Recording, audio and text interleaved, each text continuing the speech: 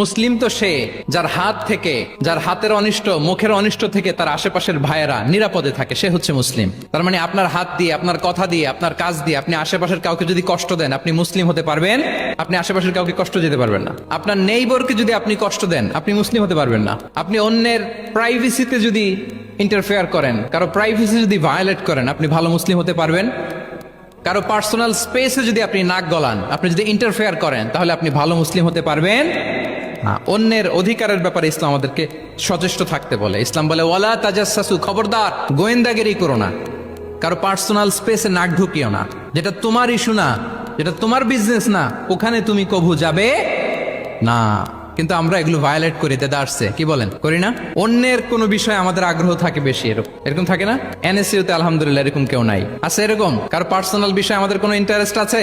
হাত তুলে ফেলছে কয়েকজন, আল্লাহ হেদায়েত দেখ আমাদেরকে। আচ্ছা, অন্যের পার্সোনাল বিষয়ে নাক গলাই না, এরকম কারা কারা দেখি?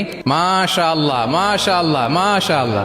ঠিক আছে, হাত নামান। তাহলে অন্যের পার্সোনাল ইস্যুতে আমরা আজকে থেকে নাক গলাবো, আমরা ভুল করে ফেলি। ইনশাল্লাহ আমরা এমনটা করব না।